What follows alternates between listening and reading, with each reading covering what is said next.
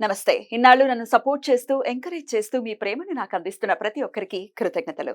అలాగే ఈ వీడియో కూడా ఖచ్చితంగా మీకు ఉపయోగపడుతుంది. లైక్, షేర్ అండ్ సబ్స్క్రైబ్ చేసి మీ సపోర్ట్‌ని నాకు అందించండి. అలాగే ఈ వీడియో పట్ల మీకున్న అభిప్రాయాన్ని కామెంట్ సెక్షన్‌లో కామెంట్ చేసి తెలియజేయండి.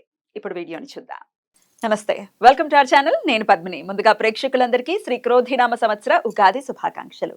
ఉగాది అంటేనే ప్రథమంగా మనకు గుర్తొచ్చేటటువంటి అంశం పంచాంగ శ్రవణం. ఖచ్చితంగా పంచాంగ శ్రవణం చేస్తాము. అలాగే ఈ సంవత్సరం పాటు అంటే ఈ ఉగాది నుంచి వచ్చే ఉగాది వరకు కూడా గ్రహచారం ఎలా ఉంది, గ్రహాలు ఇచ్చేటటువంటి ఫలితాలు ద్వాదశ రాశుల వాళ్ళకి ఎలా ఉంది అనేది ఖచ్చితంగా తెలుసుకునేటటువంటి ప్రయత్నం చేస్తాము. ఒకవేళ ప్రతికూల ఫలితాలని ఇస్తున్నట్టయితే ఖచ్చితంగా తీసుకోవాల్సినటువంటి జాగ్రత్తలు తీసుకుంటూ దైవారాధనని ప్రత్యేకంగా చేసుకుని స్మార్ట్ వేలో వచ్చేటటువంటి కష్టాల నుంచి బయటపడే ప్రయత్నం ఖచ్చితంగా చేస్తాము. మరి ఈ రోజు కూడా మనకి క్రోధినామ సంవత్సర ఫలితాలని అందించడానికి మనతో పాటు ఇద్దరు ఆధ్యాత్మికవేత్తలు సిద్ధంగా ఉన్నారు. ఒకరు లలిత ఉపాసకులు, వాస్తు జ్యోతిష పండితులు బ్రహ్మశ్రీ నానాజీ పట్నాయక్ గారు, అలాగే సూర్య ఉపాసకులు విక్రమాదిత్య గారు. మరి వీరిద్దరూ కూడా ఒకరు ద్వాదశ రాశులకి కూడా గ్రహచారం ఎట్లాంటి రిజల్ట్స్ ఇస్తోంది అనేది తెలియజేయబోతున్నారు. అలాగే మనకున్నటువంటి వెజిటబుల్ థెరపీని ఆధారంగా చేసుకుని కూరగాయలతో ఎట్లా మనకు వచ్చేటటువంటి సమస్యల నుంచి అధిగమించవచ్చు అనేది విక్రమాదిత్య గారు తెలియజేస్తారు. మరి కార్యక్రమాన్ని మొదలు పెడదాం. ముందుగా ఇద్దరికి నమస్కారం అండి. ముందుగా మీ ఇద్దరికి క్రోధినామ సంవత్సర ఉగాది శుభాకాంక్షలు.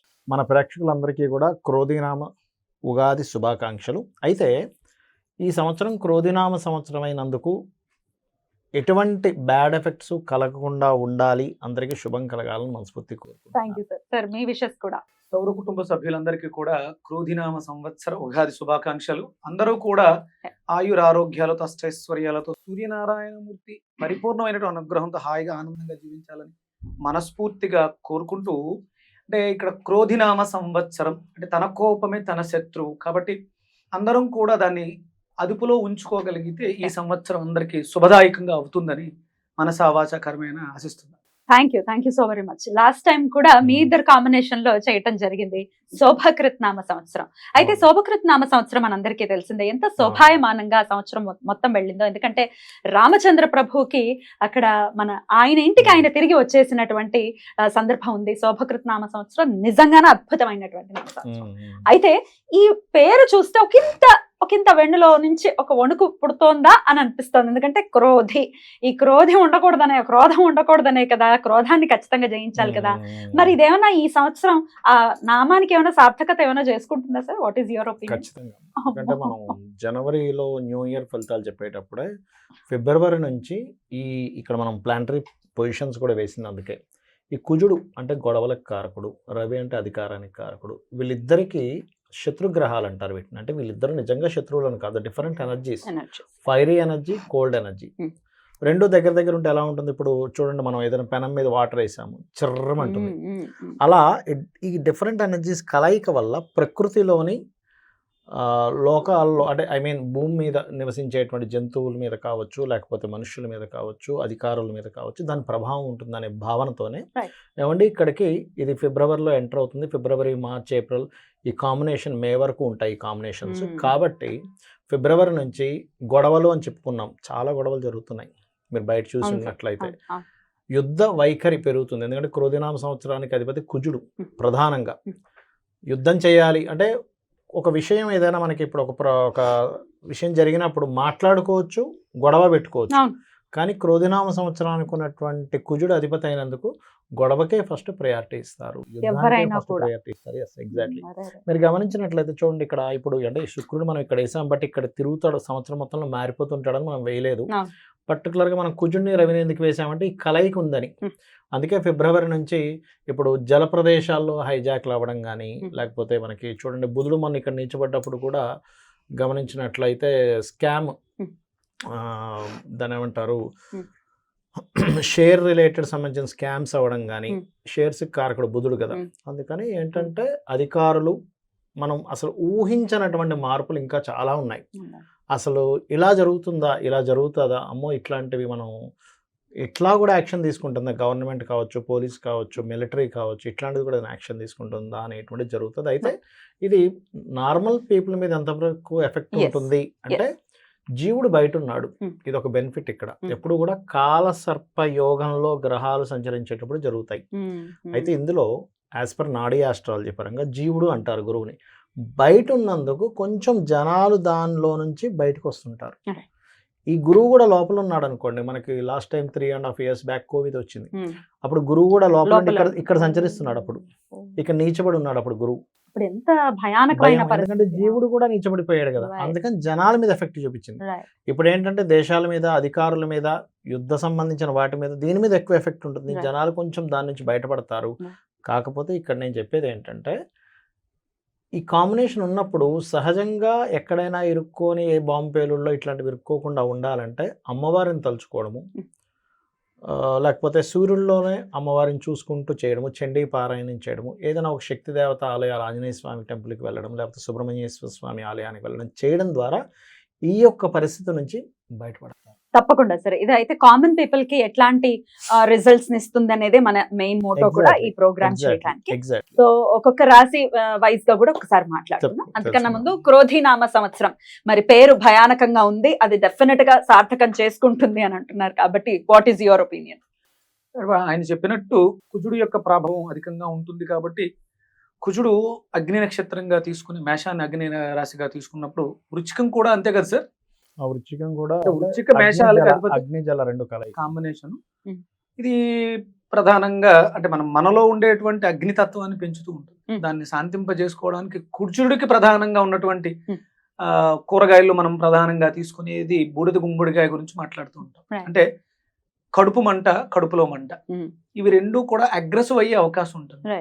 అంటే తన కోపమే తన శత్రువు అంటారు. క్రోధినామ సంవత్సరంలో విపరీతమైనటువంటి కోపతాపాలకి అవకాశం ఎక్కువగా ఉంటుంది కుజుడు ప్రధానంగా తీసుకోవడం. ఇప్పుడు మనం ఈ ఎపిసోడ్ మంగళవారం చేస్తున్నాం, మనకి క్రోధినామ సంవత్సరం కూడా మంగళవారం వస్తుంది. కుజుడు ఆధిపత్యం తీసుకోవడానికి ఇది కారణం అవుతుంది. అంటే సిమ్టమ్స్ నేచర్ మనకి చెప్తుంది, కొంచెం జాగ్రత్తగా ఉండండి. అంటే ఇప్పుడు మనం ఆ అగ్నిని తట్టుకోవాలంటే వరుణ దేవుడిని ఆశ్రయించాలి, అంటే చల్లదనాన్ని మనకి తీసుకోవాలి. అందులో గుమ్మడికాయ, బూడిద గుమ్మడికాయకు ఉన్నటువంటి తత్వం అగ్నితత్వం అయినా అది ఉష్ణైన శీతలం అంటారు. వేడితో సమింపై ఆవిరై వర్షంగా కురుస్తుంది. అందుకని ఇక్కడ మనం బూడిద గుమ్మడికాయని, బీరకాయ అంటే మనకి డయాబెటీస్ వ్యాధి పెరిగే అవకాశం ఎక్కువ ఉంది. అలాగే గ్యాస్ట్రిక్ ఎసిడిటీ సమస్యలు విపరీతంగా ఇబ్బంది పెట్టే పరిస్థితుల్లోనే ఆ గొడవ తత్వం వల్ల, అరవటం వల్ల, ఇప్పుడు మీరు ఒక పెద్ద గొడవ జరిగింది, ఆ గొడవ అయిపోయిన వెంటనే మనం భోజనానికి కూర్చుంటే ఆకలేదు, చచ్చిపోతుంది కదా, ఆకలి చచ్చిపోతుంది. అన్ని ఫీలింగ్స్ చచ్చిపోయి ఉంటాయి. అందుకని ఏంటంటే సందర్భానుసారం మనం గుర్తించాల్సింది అవసరం ఎంత ఉంది అని గుర్తించుకోవాలి. ఎక్కువగా ఈ సంవత్సరం అంతా కూడా బూడిద గుమ్మడికాయని ఆశ్రయించడం ద్వారా, బీరకాయని ఆశ్రయించడం ద్వారా మనం క్యాన్సర్ దగ్గర నుంచి ఎసిడిటీ స్టార్టింగ్ క్యాన్సర్ వరకు కూడా అన్ని రోగాలని మనం సమీప చేసుకునే అవకాశం ఉంటుంది. Beautiful sir. అయితే రాశి వైజ్ కూడా ఎవరెవరు ఏ రాశి వాళ్ళు ఇక క్రోధినామ సంవత్సరం మీన రాశి వారికి ఎలా ఉండబోతుందో ఇప్పుడు చూద్దాం. సార్ మీ ప్రిడిక్షన్ సార్.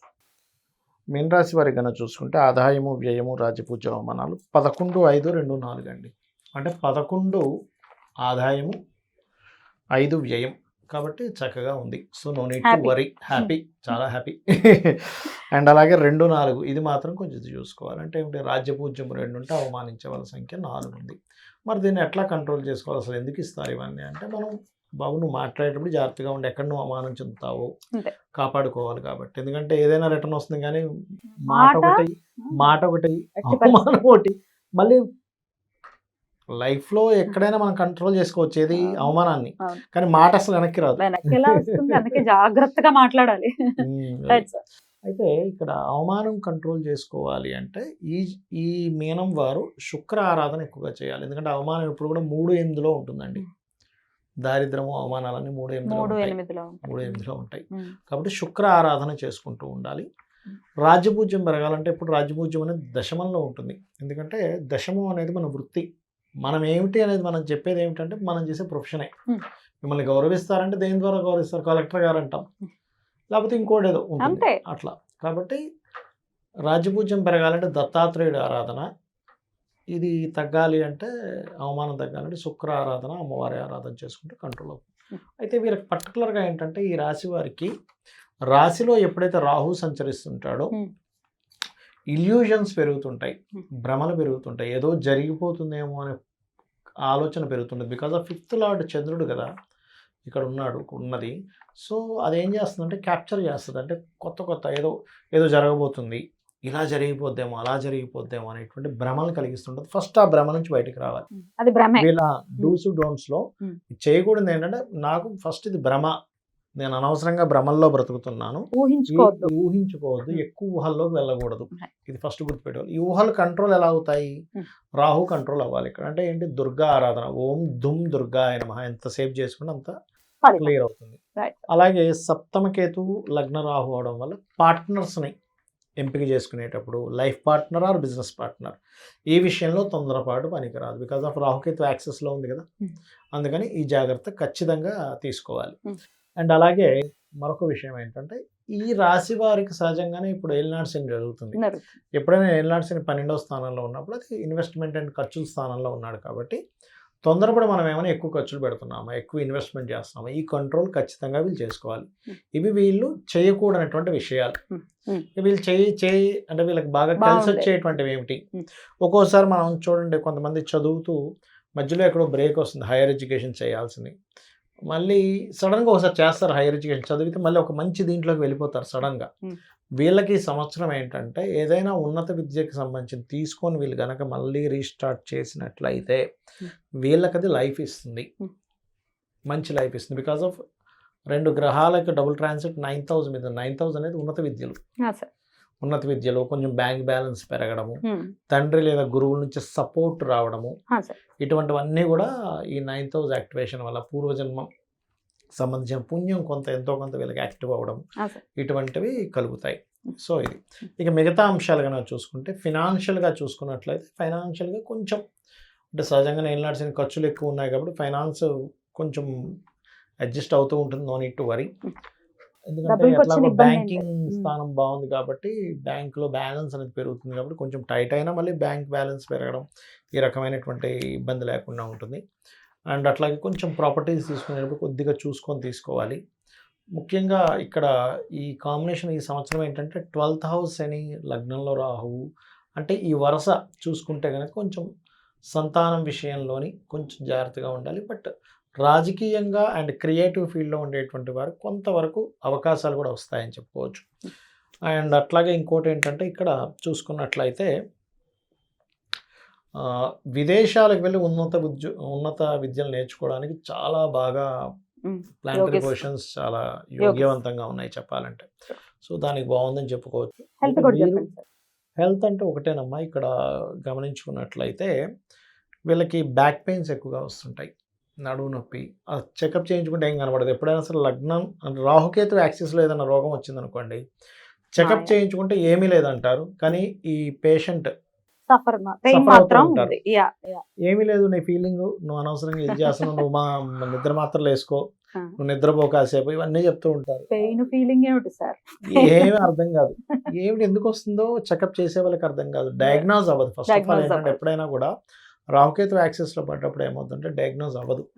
ఏ ఇదైనా సరే డయాగ్నోజ్ అవ్వదు, గుర్తుపెట్టుకోండి. సో డయాగ్నోజ్ అవ్వదు కాబట్టి అది అవ్వాలి అంటే మీరు చేయాల్సింది ఏమిటంటే రాహుకేతువులకి చేసుకోవాలి. చేసుకుంటే అప్పుడు డయాగ్నోజ్ అవుతుంది. అంటే ఏం చేయాలి? రాహుకేతువులకి దీపారాధన చేయడము, దుర్గా మరియు గణపతి యొక్క ఆరాధన చేయడము, ఇవి ఎక్కువగా చేస్తూ ఉండాలి. మెయిన్గా వీళ్ళకి ప్రాబ్లం ఎందుకు వస్తుంది అంటే, హెల్త్ ఇష్యూ అనేది వీళ్ళు తీసుకున్న ఫుడ్ వల్ల వస్తుంది. ఇప్పుడు కూడా ఫుడ్ మనం తీసుకునే ఫుడ్ 7,000లో ఉంటుంది. అంటే ఏదో తినకూడని ఫుడ్ తిన్నాము. జ్యోతిషాస్త్రంలో మీరు ఎలాంటి ఫుడ్ తింటారని చెప్పేది సప్తమ భావం చూసి చెప్పమని చెప్పారు. ఎందుకంటే మీరు ఇప్పుడు ఎగ్జాంపుల్ ఒక వ్యక్తి ఒక ఫుడ్ తింటున్నాడంటే పూర్వజన్మలో చేసుకున్న ఫుడ్ పుణ్యము ఈ వ్యక్తికి ఈ జన్మలో ఫుడ్ తినేలా ఇస్తుంది. సో 7th హౌస్లో ఎప్పుడైనా కేతు సంచరించేటప్పుడు గోచారంలో తీసుకున్న ఫుడ్ ద్వారా హెల్త్ ఇష్యూస్ వస్తాయి. కాబట్టి తీసుకునే ఫుడ్లో చాలా జాగ్రత్తగా ఉండాలి. తీసుకుంటే ఆటోమేటిక్గా వీరికి బాగుంటుందని చెప్పొచ్చు. కొంచెం బ్యాక్ పెయిన్స్, భ్రమలు, ఇల్యూజన్స్, ఇట్లాంటి హెల్త్ ఇష్యూస్ అంటే మానసికమైనటువంటివి వచ్చే ఛాన్సెస్ ఉంటాయి. దీనికి రెమెడీస్ విక్రమాదిత్య గారు చెప్తారు. సార్ ఇల్యూజన్, మాయా, చాలా అద్భుతంగా చెప్పారు సార్, చాలా అద్భుతం. అంతే, అంటే ఆ కాంబినేషన్ అలా కలిపి మనకి ఇలా ఇవ్వడం అనేది మన అదృష్టం. అలాగే చేసుకున్నటువంటి డెఫినెట్లీ. కాకపోతే వీళ్ళిద్దరిని కూర్చోబెట్టడానికి ఒక ఇంత సంశయం ఏర్పడింది, కానీ ఈశ్వరానుగ్రహం కూర్చున్నారు. ప్రకృతి సహకరించింది. కొంచెం ఇబ్బంది పెట్టినా సహకరించింది. ఇబ్బంది ఏం లేదు, ఇబ్బంది ఏం లేదు. ఇబ్బంది సంశయం లేదు. అంతే. సంశయం అంతే. చెప్పండి. చాలా అద్భుతం సార్. ఇది కఫ ఆదిత్యం అధికంగా ఉండేటువంటి జాతకం మీనరాశి అనేది. వీళ్ళకు ఇప్పుడు గురుగారు చెప్పిన లెక్క ప్రకారం అంటే సహజంగా మనం చాలా రకాల వెజిటబుల్స్ మాట్లాడతాం, కానీ ఇప్పుడు ఆయన మాట్లాడుతున్నప్పుడు ఆయన చెప్పేటువంటి థియరీని అనుసరిస్తూ నేను ఇక్కడ రాసుకోవడం జరుగుతుంది. వాళ్ళకి వచ్చే సమస్యల నుంచి మనం ఎదుర్కోవడానికి, అది ఆర్థికంగా, ఆరోగ్యపరంగా, మానసిక పరంగా తీసుకోవడానికి వీళ్ళకి తృతీయ స్థానం అయినటువంటి వృషభాన్ని ప్రధానంగా తీసుకుని, అలాగే 3/8 కాంబినేషన్లో తీసుకున్నాం గురుగారు చెప్పిన లెక్క ప్రకారం. 3/8 కాంబినేషన్ తీసుకుంటే శుక్రుడు ప్రధానంగా తీసుకుని, తృతీయ అష్టమ వంకాయ మునక్కాడ, అలాగే ద్వితీయం ధనస్థానం వాక్కు స్థానం కాబట్టి బూడిద గుమ్మడికాయని యాడ్ చేయడం జరిగింది. కోప ఆవేశాలని, అంటే మనం కోపం వచ్చినప్పుడు ఆవేశంగా మాట్లాడతాం, అది ఒక్కొక్కసారి మనకి కూలబట్టేలా కూడా చేసేస్తుంది, నిస్సత్తువుకి తీసుకొచ్చేస్తుంది. అందుకని ఈ 3 కాంబినేషన్లు పెట్టడం జరిగింది. వంకాయ మునక్కాడ, బూడిద గుమ్మడికాయ, తమలపాకులు కాంబినేషన్లో జ్యూస్ తీసుకోవడం ద్వారా ఆయన చెప్పినటువంటి జాతక పరిష్కారం లభిస్తుంది, ఆరోగ్యం కూడా మెరుగుపడుతుంది. ఇంకోటి చెప్పారు డయాగ్నోస్ అవ్వడానికి ఇబ్బందులు అని చెప్పేసి, అది ఇక్కడ చతుర్థాన్ని కూడా తీసుకోవడం జరిగింది. చతుర్థం 4th and 11 కాంబినేషన్ తీసుకుని గోరుచిక్కుళ్ళు, నిమ్మకాయ, దొండకాయ కాంబినేషన్ తమలపాకులతో తీసుకోవడం ద్వారా చాలా వరకు పరిష్కారం లభించేస్తుంది. చాలా బాగుంటుంది. మానసిక పరంగా ఇల్యూషన్స్ లో ఉంటారు, మానసిక పరంగా దృఢంగా తయారవ్వటం కోసం ఏం చేయొచ్చు? అదే మానసిక స్థితి, హార్మోనల్ ఇంబ్యాలెన్స్ Yeah. అక్కడ. అందుకని మనం నిమ్మకాయను కూడా తీసుకోవడం జరిగింది. లాభాధిపతి, లాభంలో ఉన్నటువంటి గ్రహాలు, శని యొక్క కారకత్వం ఆయన వ్యయంలో ఉన్నాడు కాబట్టి దానికి మనం నిమ్మకాయ తీసుకోవడం జరిగింది. అలాగే 7th కూడా ప్రాబ్లంగా చెప్పడం జరిగింది. అందుకని దొండకాయను కూడా కలిపి గోరుచిక్కుళ్ళు, నిమ్మకాయ, దొండకాయ కాంబినేషన్ అంటే 4th, 11th and 7th combination మనం ఇక్కడ రెగ్యులర్గా తీసుకుంటూ తమలపాకులను కూడా వాడడం, నాడీ మండల వ్యవస్థ 4th బాగా యాక్టివ్ అవుతూ కంఫర్ట్స్ కానీ, డొమెస్టిక్ లైఫ్ కానీ ఇవన్నీ కూడా చాలా హ్యాపీగా ఉంటాయి. దానం కూడా చేసుకోవచ్చు. ఇవే దానం చెయ్యాలి. ఇవి దానం చెయ్యాలి. చేస్తే మనకు బాగుంటాం, అవతల వాళ్ళని కూడా మెరుగుపరచుకోవడానికి ప్రతి నెల మనం స్వయంపాక దానం పితృదేవతల కోసం చేస్తూ ఉంటాం కాబట్టి చేయాలి. ఇక సూర్య ఆరాధన, షష్టమ స్థానాధిపతి సూర్యుడు కాబట్టి సూర్య ఆరాధన విశేషమైనటువంటి ఫలితాన్ని ఇస్తుంది. మణిపద్మాయ నమః మంత్రం అంటే దీర్ఘకాలిక అనారోగ్యాల నుంచి ఆరోగ్య పరిస్థితులు, ఆర్థిక పరిస్థితులు, ఆరోగ్య పరిస్థితులను కూడా మెరుగుపరుస్తుంది. బ్యూటిఫుల్, అద్భుతం సార్. క్రోధినామ సంవత్సరం ఎలా ఉండబోతోంది, ద్వాదశ రాశుల వాళ్ళకి ఏమి జాగ్రత్తలు తీసుకోవాలనేది ఇద్దరు కూడా చాలా సవివరంగా అందించారు. అందుకు ప్రేక్షకుల తరపున ఇద్దరికి కృతజ్ఞతల్ని తెలియజేస్తూ thank you so very much. మరొకసారి మీ ఇద్దరికి కూడా ఉగాది శుభాకాంక్షల్ని తెలియజేస్తూ నమస్తే. సూర్యోదయం.